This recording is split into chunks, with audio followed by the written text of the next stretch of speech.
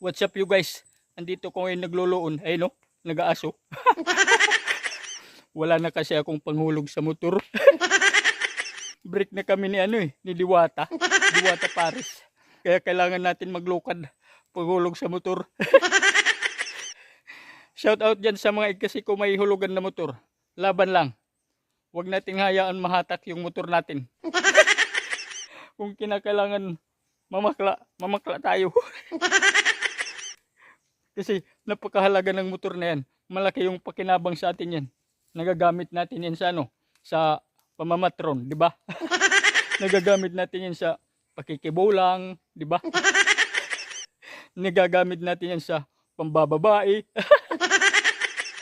Pugi daw pag may motor eh. Di ba? Tapos ang lakas pa ng paandar mo, ang lakas ng partida hulugan yan ha. Tapos nakamapler pa. Yun, actually literally intentionally. Shout out dyan sa mga kasi ko may hulugan na motor. Binabas nila tayo na hulugan lang yung motor natin. Okay lang yan. At least hindi tayo nangangaro sa kanila ng panghulog, di ba? Laban lang. Maglukad ka, mag-uring ka. Laban lang. I love you mga